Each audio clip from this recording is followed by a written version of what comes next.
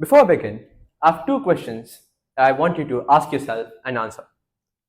The first question is, when was the last time something totally blindsided you? Something you didn't see coming at all? Take a moment to think about this. I didn't figure it out in an instant either. Got it? The second question is, looking back, does it not feel inevitable, like it was bound to happen all along? For some of you, it might have. For some of you, it might not. But in the next few minutes, I'm going to explain exactly why these two questions matter, not just for our personal life, but in the way we view the stock market and the financial world. Now, to answer how I would look at this question, I want to give you a bit of a story about my very complicated relationship with the subject of computer science. About a year ago, I opened my IGCSE results. Most of the results were expected. In fact, they were good, but just one stood out: computer science. It stared back at me like it had a personal vendetta. I did much worse than I expected, but it wasn't that bad. But for me, it just felt like being left on red by that one person you thought you had great chemistry with. I just didn't understand why. CS was a subject that was walk in unprepared, walk out victorious. This wasn't just my opinion, it was practically a school wide delusion. A couple of nights later, though, lying in my bed trying to fall asleep, my brain started a live stream of my rigorous CS preparation. I had created this glorious 21-page document with questions and answers from the last 20 years, color coded, neatly organized, and it even had 4,900 words. In fact, this is one of my chats with my friend 2 months before the actual exam. He asked me to share my project with him, and I told him no because I put way too much effort into it. This guy ended up getting A percentiles higher than me. This is when I realized that all my preparation had just been a facade. I put on a performance for myself to convince myself that I was done. If I just looked at one past paper, if I glanced at the syllabus guide once, and if I had run my Python code once, I would have realized the gaps that were there in my understanding. This is where the real punch came in. I realized that what I thought was strong turned out to be weak. The preparation that I thought was whole barely kept itself together. My preparation that I thought was continuous with clear connections turned out to be discrete with learning gaps and no connections between each of the topics. This was my mini black swan event, an event that I did not see coming at all, but one which I had to expect all along. This illustrates the myth of continuity, where big things that seem way too big to fail always have hidden gaps in it, giving the illusion of continuity. Now, coming back to the question I asked you a couple of minutes ago, these kinds of events are called black swan events, described in one of my favorite books of all time called The Black Swan by Nicholas Taleb. Nicholas Taleb describes a black swan event as having three main characteristics. One, it is so rare that even the possibility that it might occur seems impossible. Two, the impact this event has is catastrophic. And three, in hindsight, it always feels like we knew it all along, that was bound to happen. These kinds of events don't just occur in our personal life, they also occur in businesses, companies, and even, most importantly, the stock market. To illustrate how this occurs in the stock market, I'm going to narrate you a story that didn't happen to me, but it did happen to someone. On May 6, 2010, the US stock market just glitched.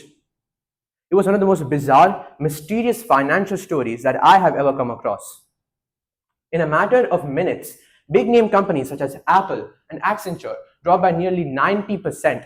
In fact, Accenture dropped from 40 US dollars per stock to $0.01, that's 1 cent a stock, in 5 minutes. That's a 99.97% decrease. In just 15 minutes, the US stock market lost nearly $1 trillion. Now imagine this.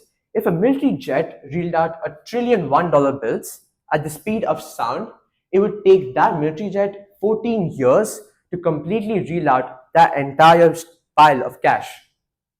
That's how huge the magnitude of that loss was. But in just 38 minutes, everything came back to normal. There was no recession. There was no explanation for this. There was no apology. There was no, oops, that's our bad. Just, oh, it must have been the wind.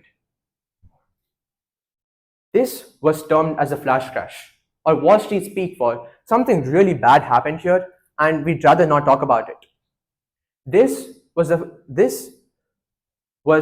market's way of saying surprise, surprise, surprise. Next, why did this occur though? This occurred because of a thing called algorithmic trading. Algorithmic trading is a fancy way of saying I asked ChatGPT to trade for me. That was a joke, but sort of.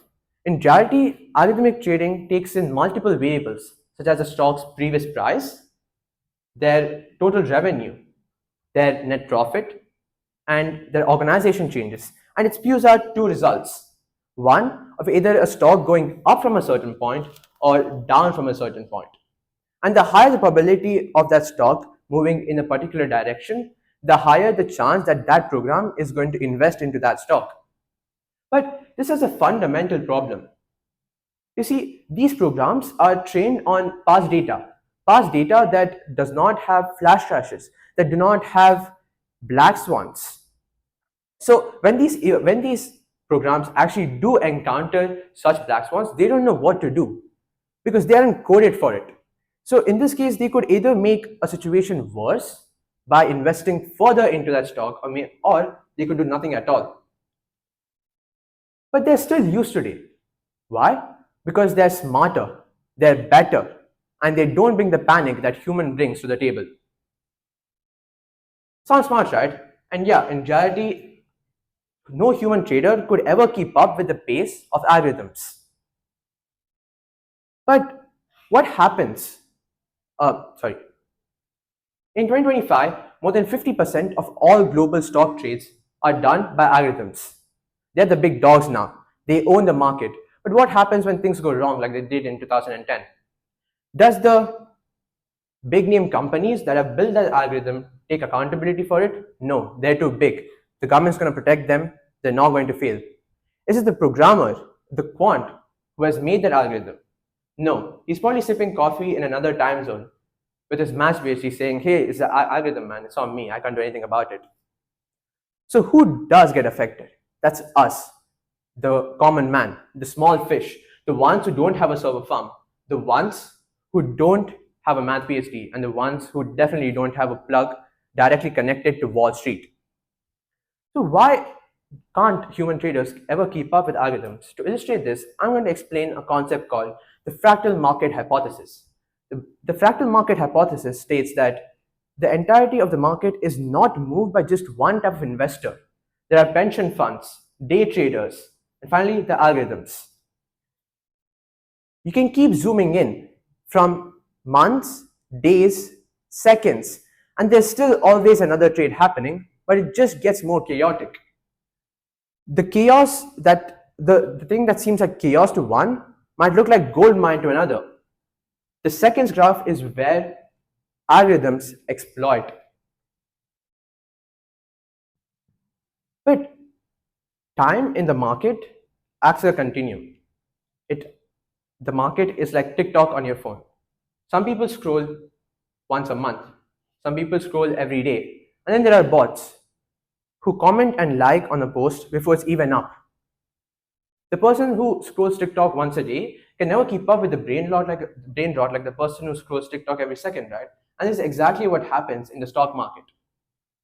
But beyond just trading, what do these events really say about the way our society functions? The systems that we believe in assume that if something doesn't appear to be broken, then everything must be fine. We believe that progress is linear. Markets rise, they'll keep rising. You study for an exam, you do well. Businesses grow, they'll keep growing. But real life rarely works that way. In reality, there are always sudden shocks and fault lines that erupt when we least expect it.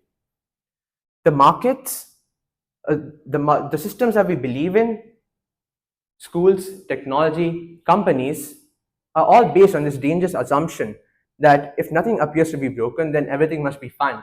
This creates fragility. It makes us more susceptible to sudden shocks, be it through flash crashes or a personal setback. And beyond just money and algorithms, it's more about uncertainty. The markets have a twist. We have passed on most of our thinking and decision making to algorithms because they're faster, they don't panic, they don't overthink, and they definitely don't stay up at 2 a.m. thinking where life took the wrong turn. They just trade fast, relentless, millisecond to millisecond. But they also don't care. If something goes wrong, they're not going to stop and think, should I continue? They just do because that's what their code says. So when something breaks, the blame evaporates. The program just shrugs in binary. We have built systems. So this is where the real risk lies. We have built systems that can outthink us, outtrade us, outreact us, but can't take responsibility when something goes wrong. And this is why black swans hit harder than ever before. They're not just surprises we didn't see coming, they're surprises we might have engineered ourselves without ever even realizing it. So to conclude, the market is like a continuum. So is real life. We can either build systems that shatter when there's a sudden shock, or build systems that bend, absorb, and keep going. That choice is ours and not in the hands of the algorithms. Thank you.